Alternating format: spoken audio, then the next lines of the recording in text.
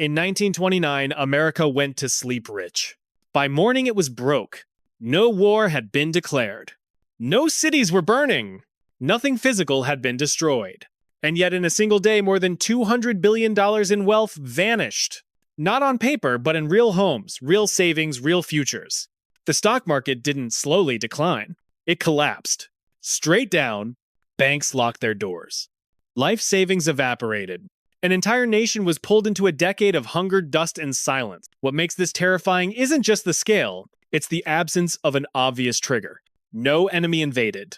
No natural disaster struck. The system imploded from the inside.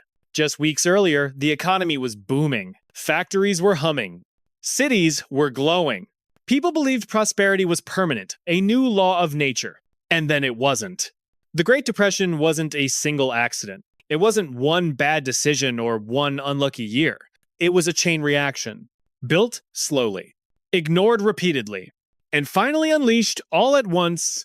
To understand how an entire modern economy could simply fall through the floor, you have to rewind not to the crash, but to the confidence that came before it. In the early 1920 seconds, the American economy wasn't an illusion. It was genuinely expanding. World War I had ended and the country's industrial capacity was intact. Factories that once produced weapons shifted to consumer goods. Assembly lines, perfected by Henry Ford, transformed manufacturing. What had taken skilled workers hours was now completed in minutes. Cars, once luxury items, became accessible to the middle class. Electricity spread rapidly through cities. Homes filled with appliances designed to save time and signal modernity. Radios entered millions of households, connecting the nation through sound. Advertising followed, teaching people not just what to buy, but why they needed it. Productivity rose. Output increased. Wages for many urban workers followed. From the outside, the system looked stable, even self-reinforcing. Each new factory job supported suppliers. Each product sold created demand elsewhere. Steel fed automobiles. Automobiles fed oil. Oil fed machinery. Growth appeared circular and endless. This perception mattered. Economists, business leaders, and ordinary citizens began to treat expansion as a permanent condition rather than a phase. Downturns were seen as relics of an older, less sophisticated economy. Technology, efficiency, and scale were assumed to have solved instability itself. The idea wasn't that growth was strong. It was that growth was inevitable. And that assumption shaped every decision that followed. While cities accelerated, rural America moved in the opposite direction. During World War I, farmers had expanded production to feed Europe. Prices were high, land was valuable, and borrowing made sense. But when the war ended, global demand collapsed.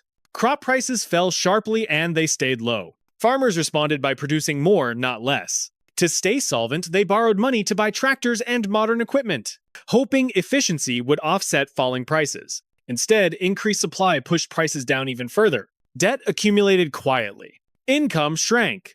Defaults became common. Unlike urban industry, agriculture lacked buffers. There were no rapid productivity gains that translated into higher profits.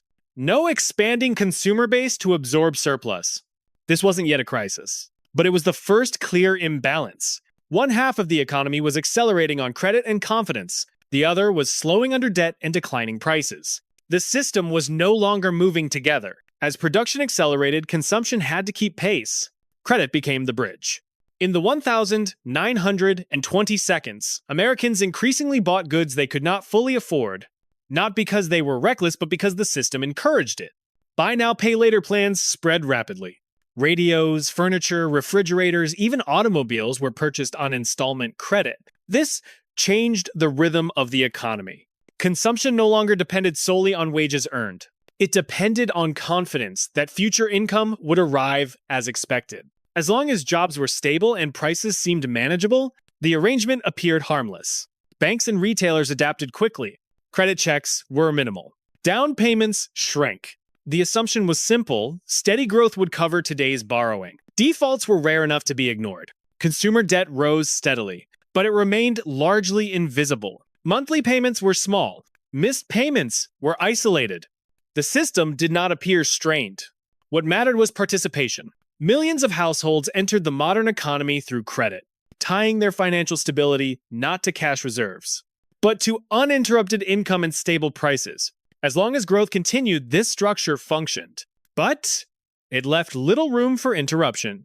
If consumer credit fueled everyday spending, margin loans fueled speculation. By the mid-1920s, the stock market had become accessible to almost anyone. Investors could buy shares using borrowed money, often with a ratio of 10 to 1. $10 of cash controlled $100 worth of stock. The remaining $90 came from brokers, secured by the assumption that prices would continue to rise. This leverage magnified gains. It also magnified risk. Between 1,924 and 1,929, the Dow Jones Industrial Average nearly quadrupled. Prices climbed far faster than corporate profits. Dividends became secondary. What mattered was momentum. Stocks were no longer evaluated primarily on earnings or long-term value. They were evaluated on expectation. Rising prices justified further buying, which pushed prices higher still. The market fed itself. Speculation spread beyond financial professionals. Middle-class households invested savings. Clerks, teachers, and small business owners followed stock tips from newspapers, friends, and radio programs. Financial news became entertainment. This democratization of investing was not inherently dangerous. What made it unstable was leverage combined with uniform belief. When most participants assume prices will rise, borrowing feels rational. Risk appears distant. Companies adapted to this environment as well. Complex holding structures multiplied. Stocks represented layers of ownership rather than productive assets. Valuation drifted further from underlying reality. By the late 1920s, the market was no longer a reflection of the economy. It was a separate system expanding on borrowed money and shared confidence. And confidence, unlike cash, cannot absorb shock. This was the core vulnerability, not speculation itself, but a system built on the assumption that it would never have to reverse. On the 29th of October 1929, the stock market reached its breaking point. Selling had begun days earlier, but that morning the pressure became unstoppable. Orders to sell flooded the exchange faster than they could be processed. Prices fell not gradually, but violently. The ticker tape lagged hours behind reality, printing losses long after the damage was already done. Panic replaced optimism. Phones rang without pause. Traders shouted over one another. Some fainted at their desks. Others simply stood still, watching numbers erase years of paper wealth in minutes. By the end of the day, roughly $14 billion in market value had disappeared. Adjusted for inflation, that figure exceeded $200 billion. These were not abstract losses. They represented homes purchased with stock profits, savings accounts backed by market gains, and retirements planned around rising portfolios. Outside the exchange, crowds gathered in stunned silence. There were no riots, no celebrations, just disbelief. The Roaring Twenties did not slowly fade out. They ended abruptly, colliding with reality at full speed. Black Tuesday was not the cause of the Great Depression. It was the moment the system admitted it could no longer sustain itself. The crash exposed a structural weakness immediately. As prices collapsed, brokers issued margin calls. Investors who had borrowed money to buy stocks were required to repay their loans at once. For many, this was impossible. Their collateral, the stocks themselves, was now worth far less than the debt. Forced selling followed. Investors dumped shares to raise cash, pushing prices down further and triggering more margin calls. The cycle fed itself.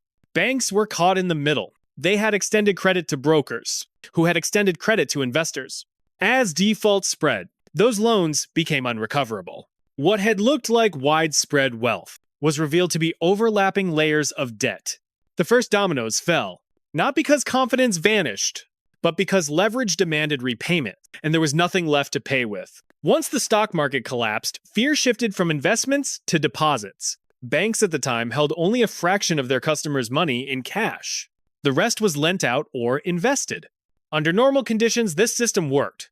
Under panic, it failed. As rumors of bank failures spread, people rushed to withdraw their savings. Lines formed outside local branches.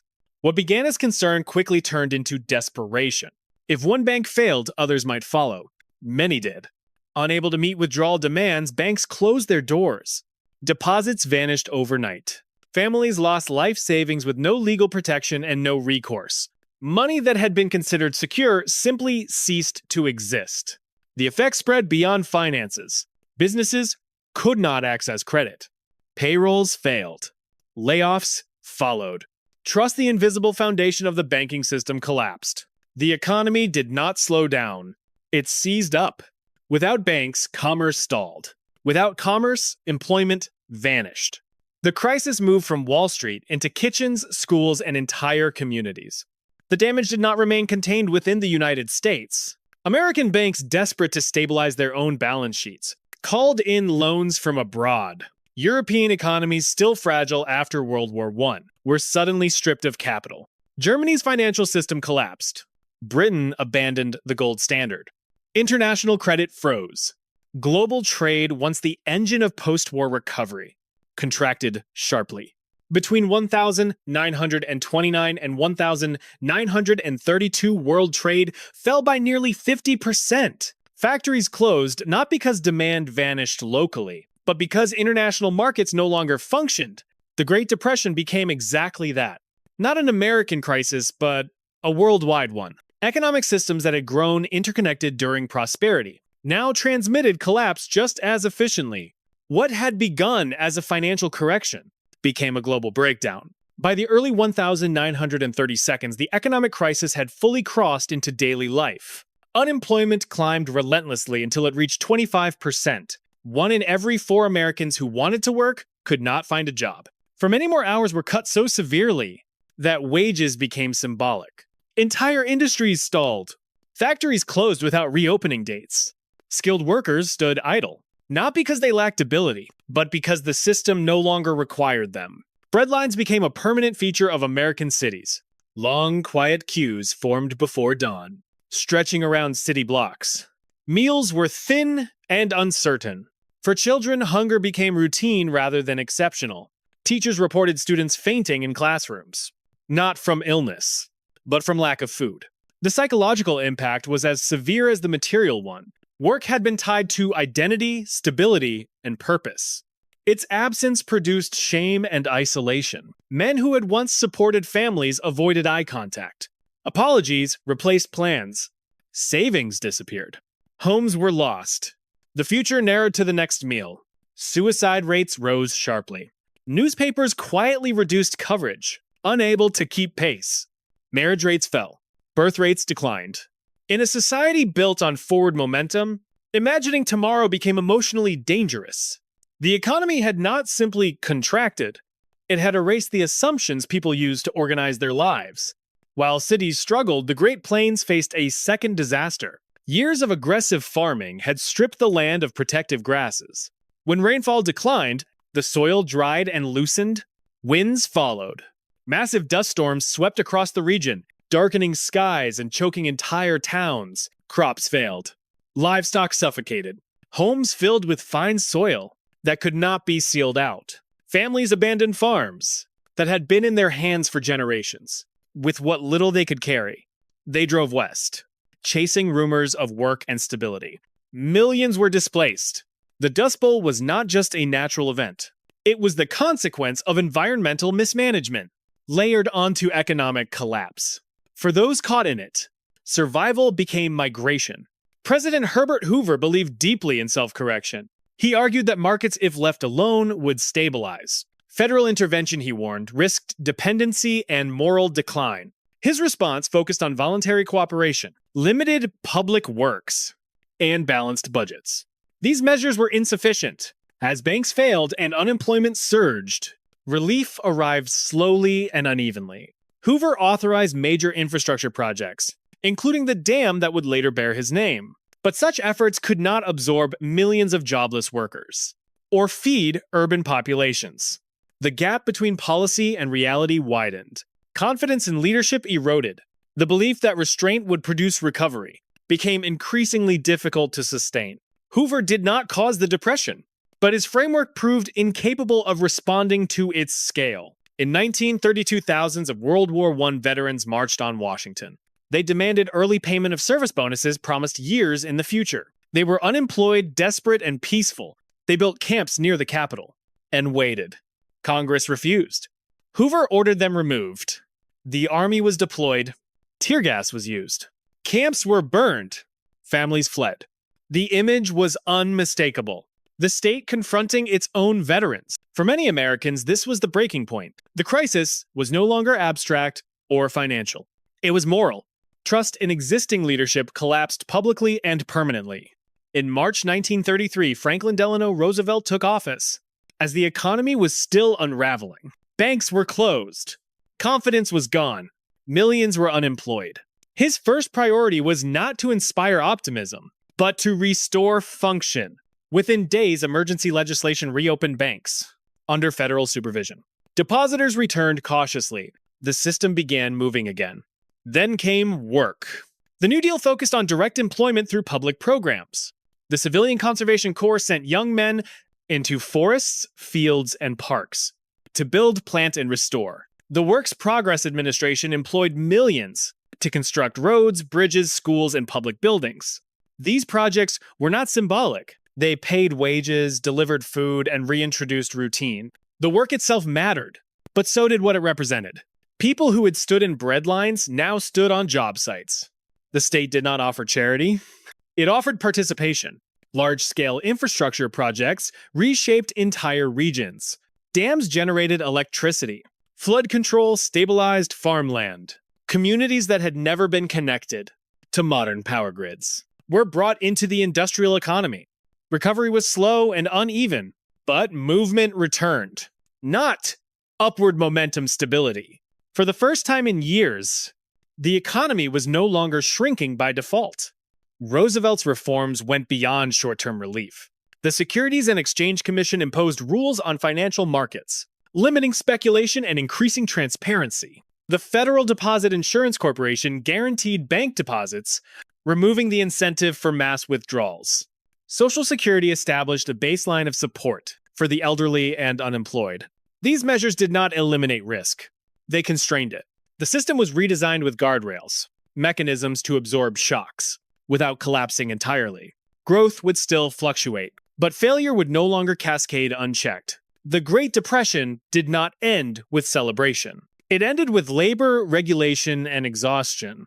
Recovery was not driven by belief, but by redesign. The system that collapsed had been built on unchecked leverage, fragile confidence, and uneven foundations. The system that followed accepted limits. The lesson was not that markets fail, but that structures matter. Economies do not collapse because people panic. They collapse because incentives align toward instability. America did not escape the Depression by returning to the past. It moved forward by changing how risk, work, and responsibility were organized. And even then, recovery remained incomplete. As factories reopened and employment slowly returned, another force was already reshaping the global economy. Industrial capacity expanded again, this time for war. The Great Depression faded not into peace, but into a conflict that would mobilize the world and redefine growth itself.